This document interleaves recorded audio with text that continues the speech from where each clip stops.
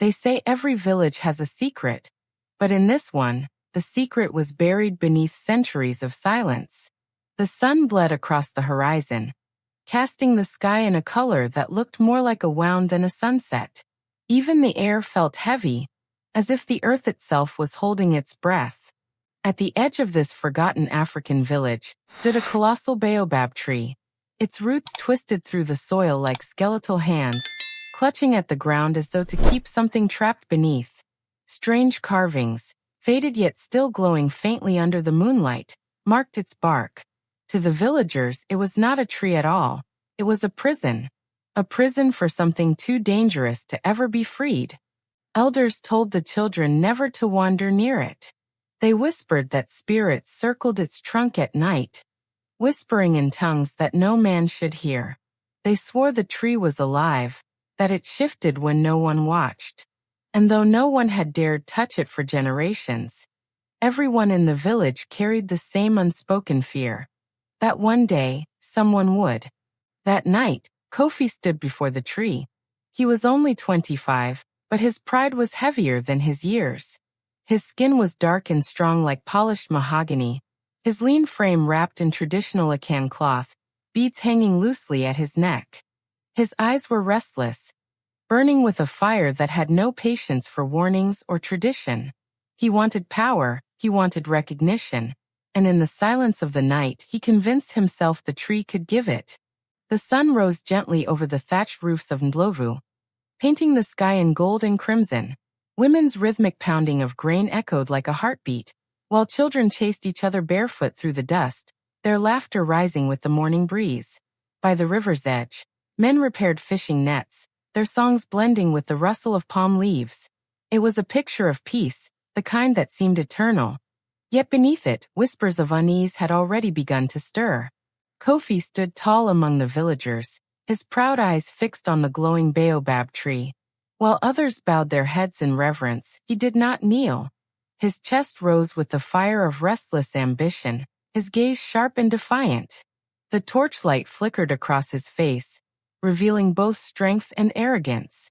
Even as chants filled the night air, Kofi's heart whispered of power yet to be claimed. The following morning, the village stirred awake, as though nothing had happened.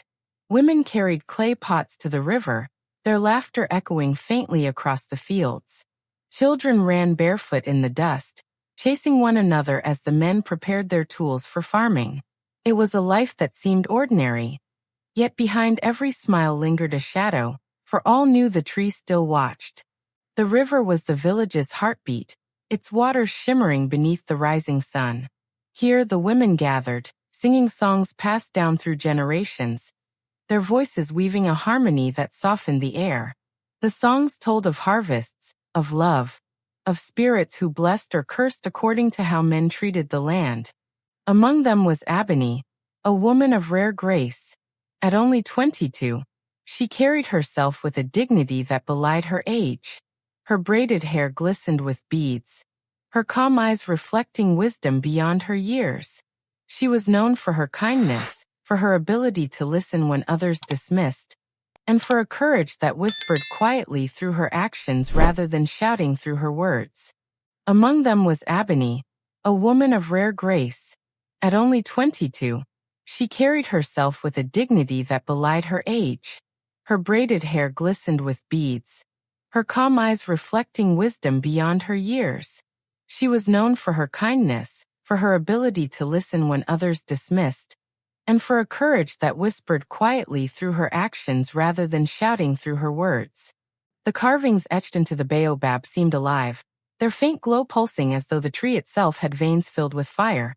Mist curled at its roots, creeping outward like restless fingers, wrapping around the soil. The air grew colder, heavier, carrying the smell of wet stone and forgotten earth. It was not merely a tree. It was a warning carved into living wood, a prison older than memory. By the fire, whispers passed like restless winds among the villagers.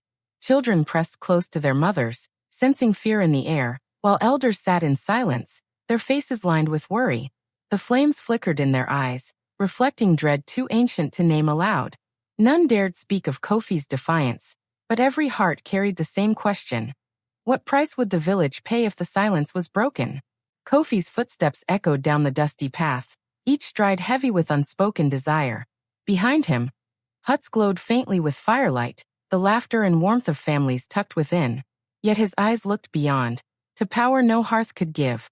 Shadows stretched long as he walked, clinging like chains to his restless frame. The night was alive with whispers, and though he moved with purpose, something unseen followed close behind. At dawn, the sacred river glistened like a blade of silver beneath the rising sun. Mist drifted over its surface, curling into shapes that seemed almost human before vanishing. Villagers gathered at the banks, dipping their hands into the water, murmuring prayers of protection. Drums echoed faintly in the distance, calling on the spirits. Yet even in this holy place, an unease stirred, as if the river knew what awaited. Kofi crouched by the water's edge, his reflection rippling with the current. For a fleeting moment, it seemed another face stared back. Eyes darker, mouth curved in something between a smirk and a warning. He dipped his hand, breaking the image, yet the unease lingered. Beads glimmered at his neck, catching dawn's light, but his heart was restless. He whispered to the water for strength, though no answer came. The children's laughter faded as a sudden wind cut through the trees, colder than the morning air. Leaves shivered violently, though no storm brewed in the sky. Their eyes widened, and small hands clutched each other as silence fell heavy around them. From deep within the forest came a sound, low, whispering, like many voices speaking as one. The children fled, leaving behind echoes swallowed by the trees. The elder rose, his frame bent but his presence unshaken. Clutching a staff carved with symbols of the ancestors, he addressed the villagers with a voice roughened by years but sharpened with urgency. His eyes, clouded yet fierce, scanned each face as he spoke of old warnings, about pride, disobedience, and the curse sealed in the roots of the baobab. But even as he spoke, many glanced toward Kofi's hut. Alone in his hut, Kofi sat cross-legged before the flames, the firelight painting shadows across his face. In his hands he held a carved idol, its features strange, its eyes hollow. His gaze lingered on it with hunger, yet fear rippled through him like a chill. Outside, the wind moaned against the walls. Inside, his breath quickened, caught between ambition and the weight of the warnings he defied. Storm clouds rolled heavy across the sky, their shadows swallowing the forest in an unnatural gloom. Trees bent under a restless wind, groaning as though warning of something within. From the depths of the woods, a faint glow flickered, too steady to be lightning, too alive to be fire. It pulsed like a heartbeat, daring any soul to draw closer. The land itself seemed to whisper. Something had awakened. With torch in hand, Kofi pushed deeper into the forest. Each step cracked dry leaves, each shadow stretched long and twisting in the firelight. Determination shone in his eyes, yet unease gnawed at the corners of his expression. The whispers grew louder here, weaving through the trees, threading into his ears like secrets meant only for him. Still, he did not turn back. Ambition pulled him forward, deeper into the dark. The forest opened into a clearing, where ancient stones stood like sentinels. Their carvings glowed faintly, their edges worn by centuries of wind and rain. Mist rose between them, curling into shapes that seemed alive, dissolving when touched by the torch's light. Kofi stood at the edge, breath caught in his chest. It was no ordinary place. It was a circle of power, where the unseen gathered and listened. Kofi stepped forward and knelt at the circle's heart, pressing his palms against the damp earth. At once, faint symbols flared beneath his skin, glowing as though the ground itself recognized him. A chill rushed through his veins, making his hands tremble. The whispers rose, clear now, calling his name from every side. Pride burned within him. Yet so did fear, for power never came without a price. Back in the village, drums thundered in sharp, urgent beats, echoing like a heartbeat of warning. Elders circled the fire, chanting prayers of protection, their voices rising against the unseen forces stirring in the forest. Villagers huddled close, eyes wide with dread, their children pulled tight into protective arms. The fire hissed and spat sparks into the dark, as if struggling against a shadow pressing in from beyond. On the village edge, a mother held her child close, her eyes locked on the forest where flickers of unnatural light broke through the trees. The child whimpered softly, burying his face against her chest, sensing the fear his mother could not hide. The night smelled of smoke and storm, of something wrong moving closer. Every heartbeat felt louder, echoing against the silence that grew between drumbeats. Kofi lifted his torch high, its flames straining against the darkness. But the shadows it cast bent strangely, stretching long in directions they should not move. His face shifted between awe and terror as he realized he stood in a place where the natural order bowed to something else. The whispers became voices now, overlapping, insistent, filling the clearing with an echo of the forgotten dead. His eyes widened, reflecting the impossible sight before him. From the swirling mist and drifting embers, a figure began to form. Its outline human, yet hollow, its body woven from smoke and light. The air thickened, heavy with the scent of burnt earth. Every hair on Kofi's skin rose. The figure had no face, yet he felt its gaze pierce him, digging deep into the marrow of his bones. The spirit stood tall now, its form vast and terrible, smoke curling from its limbs like coiled serpents. Glowing cracks split its chest, pulsing like molten veins. Slowly, it raised a hand toward Kofi, each movement bending the very air around it. Fear clawed at him, yet pride rooted his feet to the ground. To run would be death. To stay might be worse, but he did not move. From the forest came a roar, not of beast nor man, but something that tore the air itself. Villagers froze, their chants faltering, drums silenced mid-beat. Mothers clutched children tighter, men stared wide-eyed toward the dark trees. Even the fire seemed to shrink, its flames bowing low as if in fear. The sound echoed across the land, a warning none could mistake.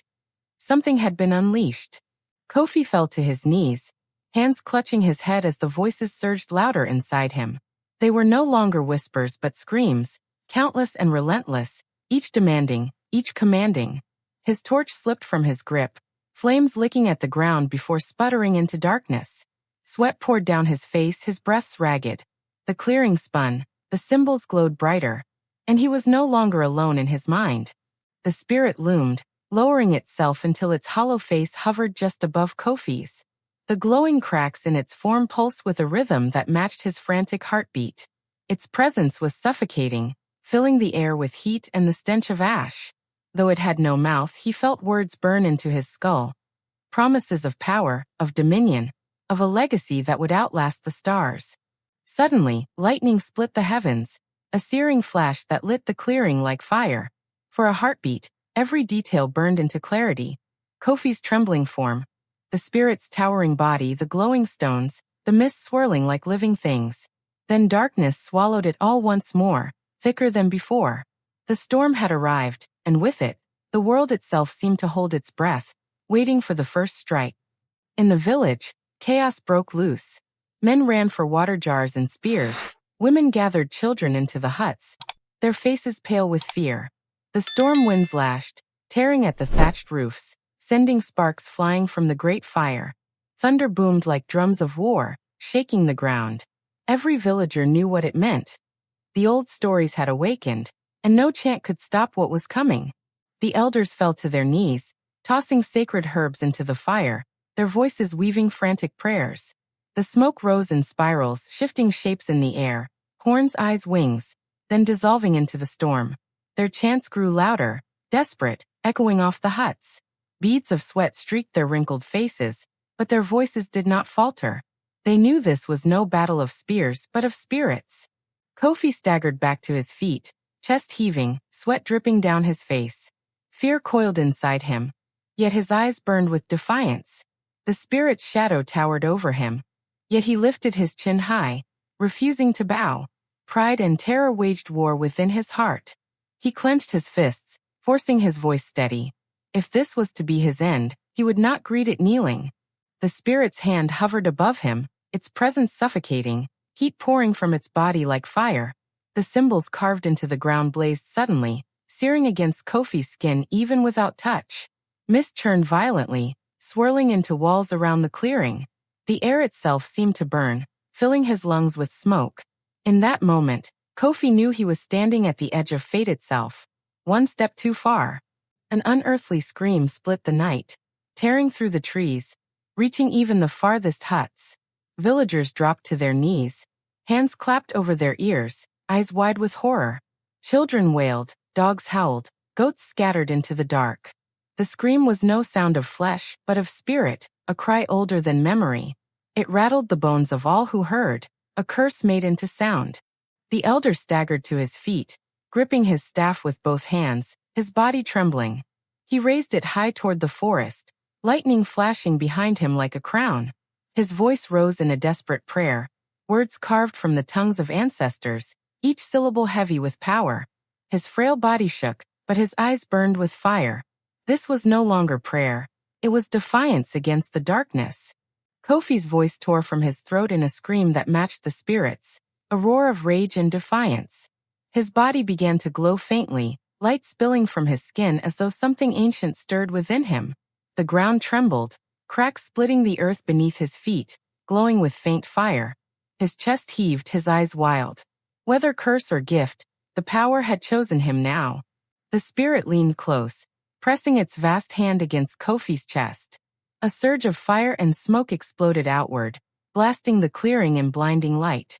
The trees shook, their leaves igniting in sparks, the stones glowing as if melting.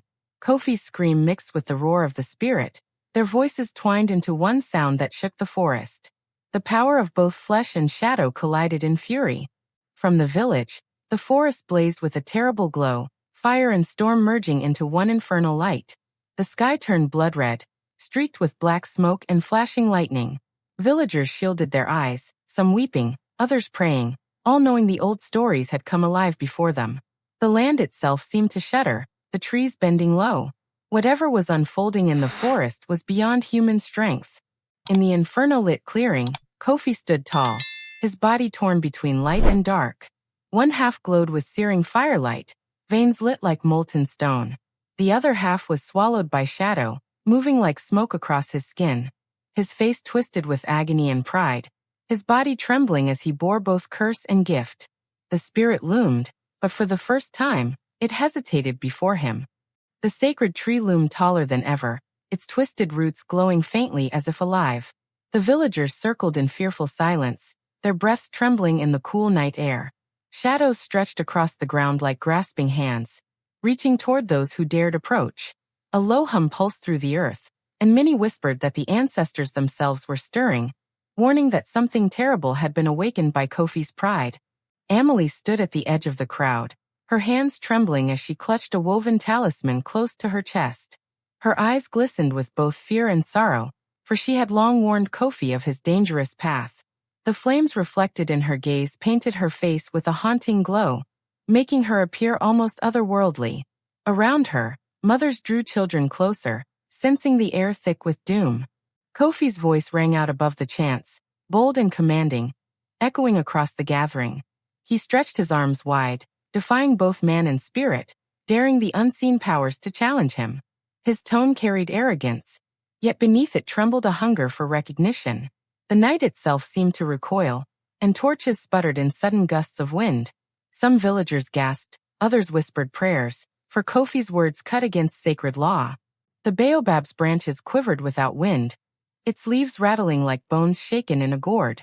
A chilling breeze slithered through the crowd, and even the drums fell silent, as though refusing to answer Kofi's defiance. Eyes darted toward the sacred tree, where faint lights flickered within its hollow. Faces tightened in dread, for they knew the ancestors' wrath could not be ignored. And yet Kofi stood unmoved, his jaw set hard. From the hollow of the tree, a sound like distant wailing drifted forth. It was neither fully human nor fully spirit, but something ancient, older than the village itself. The children clung to their mothers, and elders lowered their gazes to the soil, unwilling to look at the thing they knew would come. Only Kofi stared ahead, his lips curling into a smirk, as if convinced he could command it. The earth trembled underfoot, sending small stones rolling across the ground. Torches flickered violently, throwing wild shadows that danced across terrified faces. The villagers' chants broke into scattered cries, each person torn between fleeing and staying rooted in fear. Kofi raised his chin defiantly, yet his fingers twitched at his sides, betraying unease. The sacred baobab groaned like a living being, as if warning him of the price to come. Amelie stepped forward, her voice breaking the fearful silence. She pleaded with Kofi to stop, her words trembling but firm, echoing with desperate love and wisdom. She reminded him of the ancestors' warnings, of the fate awaiting those who defied sacred law. Yet her voice, though full of truth, seemed powerless against his pride. Kofi only sneered, his eyes shining with dangerous fire, deaf to her cries of mercy. Darkness swelled around the baobab, thick and suffocating, swallowing the torchlight until only faint glimmers remained. The air grew heavy, pressing against the villagers' chests, forcing shallow breaths. Some fell to their knees, unable to bear the weight of unseen eyes watching them. A deep vibration echoed through the night, low and relentless, making the ground feel alive. Kofi alone stood tall, though a flicker of doubt crossed his face.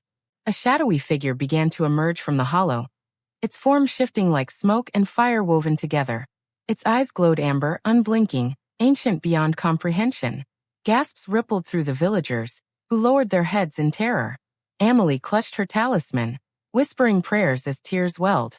Kofi's heart pounded, though he masked it with a forced smile.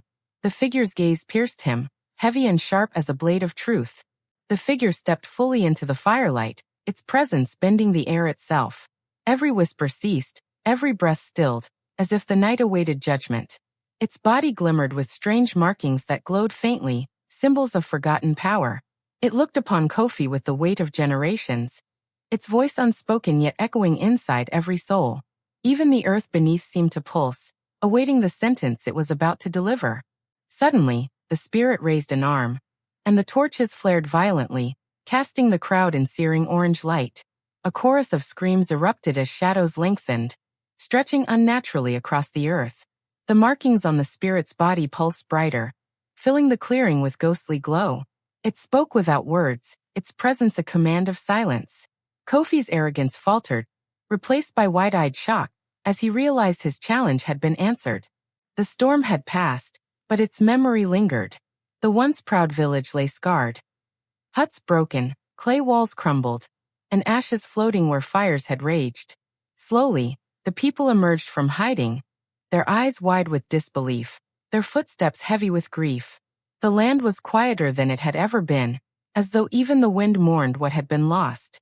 The elders gathered before the baobab, their faces carved with lines of sorrow. The once glowing carvings had darkened, as though the tree itself was burned from within. Smoke curled upward from its roots like the last breath of something ancient. They knew the balance had been broken, and the price had been paid in full. And there at the foot of the tree lay Kofi. His once proud frame was now frail, his cloth torn, beads broken and scattered in the dust. His body trembled with weakness, but his eyes told a deeper story. The pride was gone, replaced by fear and the weight of regret. He had asked for power, but what he had awakened was only destruction. The villagers gathered in a circle around him. Their voices did not rise in anger or judgment. They had no words. Some looked at him with rage, others with pity, but all shared the same thought. This was the cost of disobedience.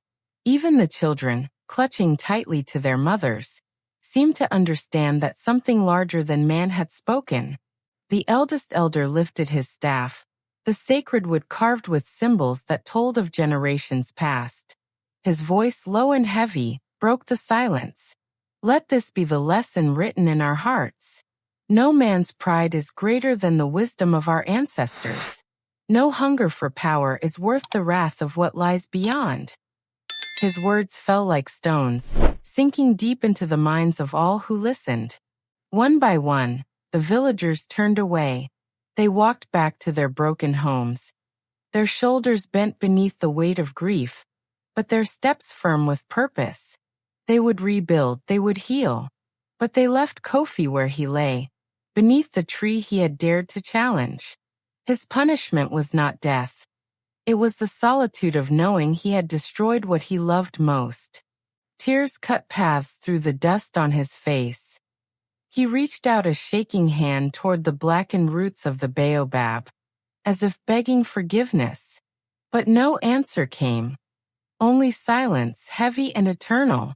His sorrow was deeper than words, for he knew he had been the hand that broke the balance. As days passed, the village began to breathe again. Under the golden wash of sunset, men rebuilt the fallen huts. Women lit new cooking fires, and children carried water with laughter that slowly returned. Unity stitched the wounds together, proving that though they had been scarred, they were not defeated. The village slowly returned to silence, though the memory of the spirit's fury lingered like smoke in the air. Ashes from the sacred fire drifted upward, vanishing into the dark sky. Faces were pale with awe and grief, for they knew life would never be the same. Amelie knelt beside the sacred tree, her trembling hands pressed to the soil, whispering gratitude that the ancestors had spared them.